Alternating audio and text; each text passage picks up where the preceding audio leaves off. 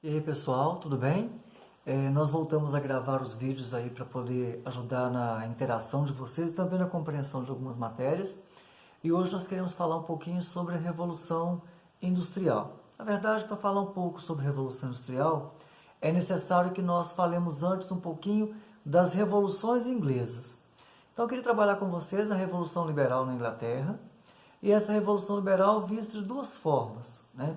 Como que ela possibilitou o avanço político de um novo modelo de governo baseado numa monarquia parlamentar, quer dizer, o poder não é mais, todas as decisões não partem apenas do rei, mas também do parlamento, e do outro, como que essa revolução política, no modelo político, ela pôde auxiliar a Inglaterra no novo momento da história, que é o momento da sua Revolução Industrial. Então, geralmente, esse conteúdo ele vem nos dizendo no plural de revoluções. Então, temos que começar dizendo o que é uma revolução, né? Geralmente, uma revolução é uma mudança de estruturas, ou seja, aquilo que a sociedade estava acostumada, está organizada e que as pessoas se dirigem suas vidas, seus negócios, de acordo com essa organização, ela muda completamente. Então a Inglaterra até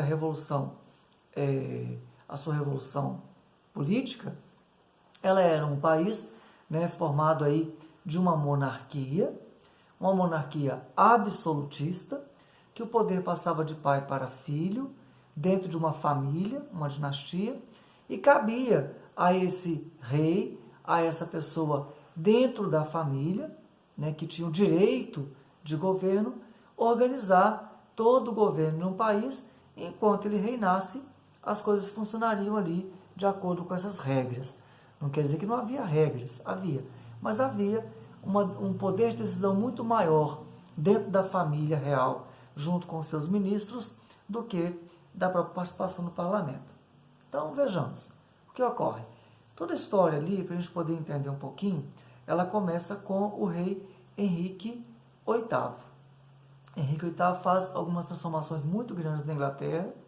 Ele desejava ter um filho, como qualquer monarca da época, do século em que ele estava governando, né, século XVII.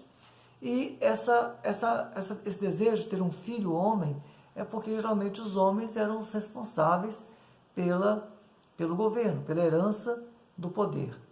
O grande problema é que Henrique casou-se uma vez, duas, três, e ele teve mais filhas do que filho. E o único filho que ele teve, Eduardo, ele vai governar por um curto período de 2 anos. Além dessa questão também, as mulheres de Henrique tinham uma orientação religiosa que não era a mesma, né?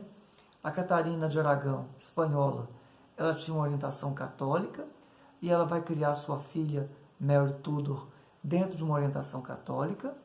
A Ana Bolena tinha uma orientação protestante calvinista e ela vai criar a Elizabeth dentro dessa orientação, voltada ao anglicanismo. O Eduardo, também filho de Jane, ele vai ter uma orientação também anglicana, e as outras mulheres de Henrique não tiveram filhos, quer dizer, teve filho com outras mulheres, mas não de casamento.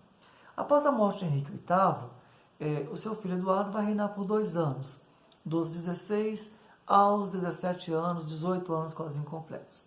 Ele morre, ele faz uma transformação muito grande na Inglaterra, faz muitas mudanças, mas não foi o suficiente para pacificar as guerras religiosas.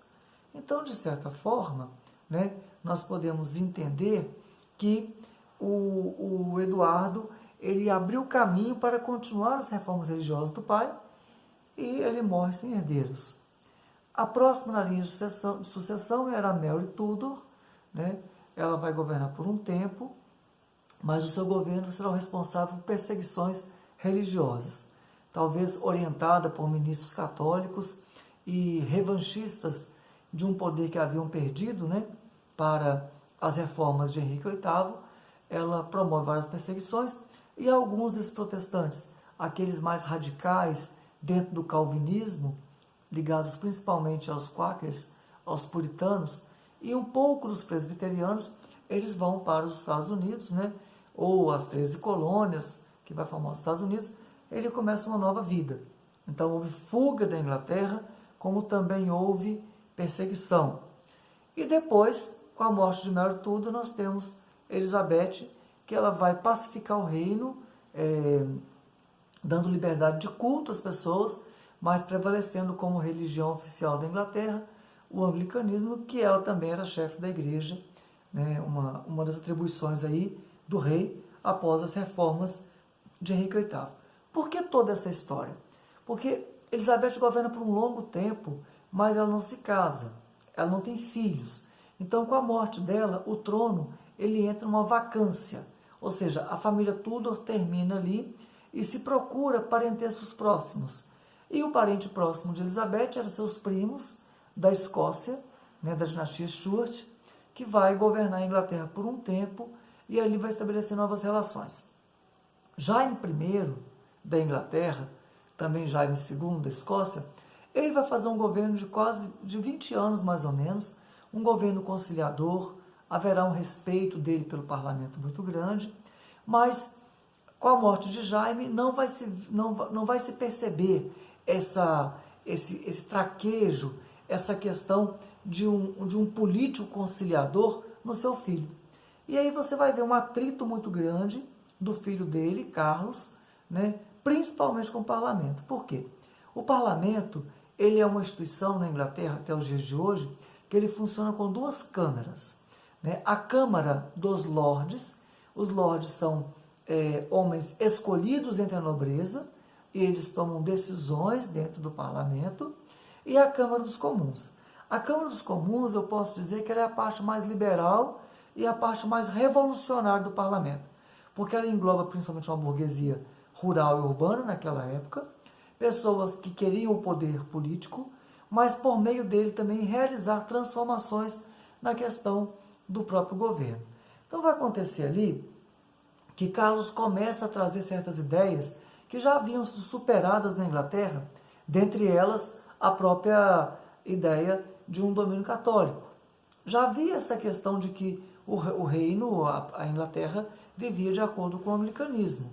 Então essa tensão dele de impor e não ouvir o parlamento vai criando um desgaste dele como governo e, de certa forma, uma desconfiança do parlamento, que olhava para ele como aquele que queria retornar, né, fazer voltar à Inglaterra certos ditames, certas formas absolutistas de tomar decisão que não cabia mais. Então, durante um tempo, o parlamento vai dialogando com Carlos, mas chega um momento que não há mais diálogo e o parlamento rompe relações com Carlos. Nesse rompimento de relações, nós vamos ver um acontecimento que ele é extraordinário na história da Inglaterra, que é a questão da morte de um rei, né? Carlos, ele vai perder literalmente a cabeça, digamos que ele vai ser decapitado, não é bonito isso, mas tem um simbolismo muito grande, porque o rei era visto como alguém ungido de Deus, então ele era intocável, era inadmissível que alguém tocasse no rei e retirasse sua vida, visto que o rei recebia de Deus o poder para governar, para não permitir que o reino caísse num caos absoluto. Quando você mata o rei, é necessário que se coloque alguma coisa no lugar. Mas antes disso, a Inglaterra vai mergulhar numa guerra civil, né? De um lado, os defensores do rei, os defensores do absolutismo, né? E aí os lordes, muitos irão, por sua vez, tomar decisões voltadas a esse absolutismo. E do outro, o exército do parlamento que pensa diferente. Até a forma de organizar vai ser bem diferente. Vejam só vocês. Do lado do parlamento, você vai ter um exército chamado de novo tipo. As pessoas, elas terão certos privilégios dentro do exército, poderão subir de posto dentro do exército se ela tiver mérito. Então, o mérito está ligado a um esforço pessoal, a uma vontade, a uma entrega, né, por uma causa. Então você está vendo funcionar um outro tipo de sociedade, que as pessoas não ocupam o seu lugar devido ao nascimento, ao nome de uma família, à nomeação real, mas o reconhecimento de um esforço pessoal e individual. Então está surgindo uma valorização do indivíduo, que no exército se expressa com a promoção dos soldados nos níveis hierárquicos do exército, mas que vai espalhar por toda a sociedade. E do outro, o rei, com a manutenção dos seus exércitos liderados por seus lordes, que convocam, né, os seus soldados e cavaleiros, mas após a guerra eles voltam à vida comum que tinham. Nessa luta, nessa guerra civil que vai ter em 2 momentos, nós vamos ver aquilo que a Inglaterra talvez tenha mais temido na sua história, que é o ato de você perceber famílias separadas, destruídas pelo próprio desejo de defender uma causa. E essa causa se torna maior do que os laços de sangue, de compromisso, de amizade. Ou a causa absolutista com o rei, ou a causa de um mundo liberal nascente que está aí com a gente no meio do parlamento, na Câmara dos Comuns. Findada essa guerra, nós temos a vitória do parlamento, liderado por um puritano chamado Oliver Cromwell, tanto que essa revolução é chamada de Revolução Puritana, muitas mortes. Cromwell vai proclamar uma república na Inglaterra, é a primeira e única vez na história que a Inglaterra se torna uma república. E do outro lado, nós teremos, por sua vez, né, a morte do rei, como simbolismo maior da morte de uma época. Bom, como um Lorde Protetor da Inglaterra, Lord Protector, o Oliver Cromwell ele realiza uma série de reformas administrativas, né? Então o parlamento passa a ter voz, o parlamento passa a atuar, mas ele também vai administrar como um ditador. Ao final do governo Cromwell, ele alcançou muitas vitórias no meio administrativo e preparou a Inglaterra para a entrada numa era industrial.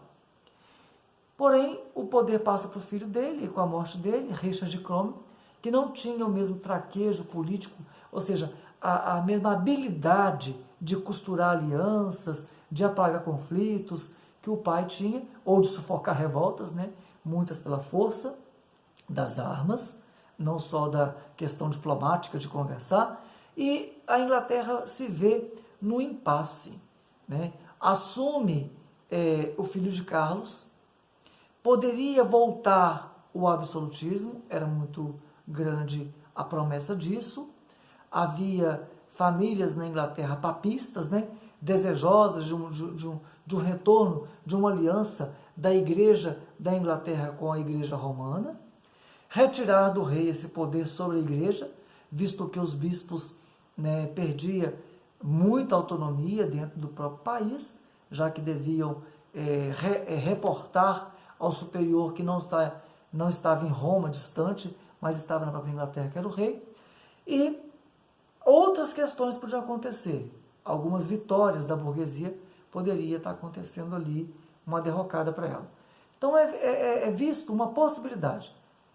Na Holanda, Guilherme de Orange havia casado-se com uma das filhas do rei, irmã do próprio Jaime, que agora assumia, né, o Jaime II da Inglaterra, e nesse momento o parlamento lhe faz uma proposta, resumidamente. Ele viria para a Inglaterra com seus exércitos, junto com o exército do parlamento, combateria o exército real. Afastaria a possibilidade do retorno do absolutismo. Ele aceita, ele iria assumir a coroa como rei, né, iniciando uma nova dinastia, mas ao chegar na Inglaterra, né, não vai haver conflito, o exército real, ele passado por uma guerra civil que já tinha perdido, não vão retornar isso, e é assinado um documento garantindo que esse rei seria rei, o chefe de Estado, representaria a Inglaterra, continuaria sendo o chefe da Igreja Anglicana, mas o chefe de governo, a chefia de governo, passaria para o parlamento. Então essa segunda revolução é chamada de gloriosa porque ela está ligada a um acordo diplomático e não a um acordo pós-guerra. Então não houve, a gente fala, derramamento de sangue, né? Na verdade houve derramamento de tinta sobre o papel, criando uma estrutura burocrática que evitou a guerra. Agora, o que se ganha com isso? Para nós não ficarmos num vídeo muito longo, o que se ganha com isso é que a Inglaterra passa a ser uma monarquia parlamentarista. Significa o quê? O rei fica, assume os seus filhos na linha de sucessão normal, ele é o chefe da igreja, ele toma decisões ligadas à teologia, ao estudo de Deus, à forma de organização da igreja e a relação com seus fiéis.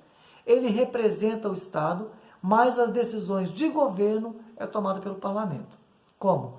Nas disputas das eleições parlamentares, o partido político conquista maior número de cadeiras dentro do parlamento, ele vai eleger entre eles o primeiro-ministro e cabe ao primeiro-ministro formar um governo, juntando os demais partidos e apresentando à sua majestade o novo gabinete. O novo gabinete é o primeiro-ministro com o representante de cada pasta, educação, saúde, segurança, né, orçamento e por aí vai. E essa pasta é aprovada pelo rei. Aprovada pelo rei, ele passa a falar em nome do rei.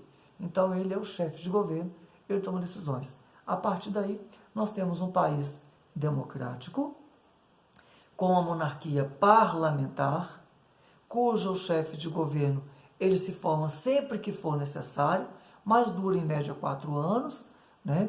E abre o caminho para um Estado liberal que não intervém na economia, não tem uma intervenção na economia como se tem no absolutismo, e dá liberdade de iniciativa a empresários, a investidores, transformando a Inglaterra num país industrial. Ok? Isso é uma revisão básica, não exclui leituras, né? Mas talvez indique para vocês caminhos para que façam leituras mais ampliadas e dialoguem com o vídeo, ok? Um abraço a todos, espero ter ajudado e o nosso próximo encontro é no próximo vídeo sobre Revolução Industrial. Um abraço.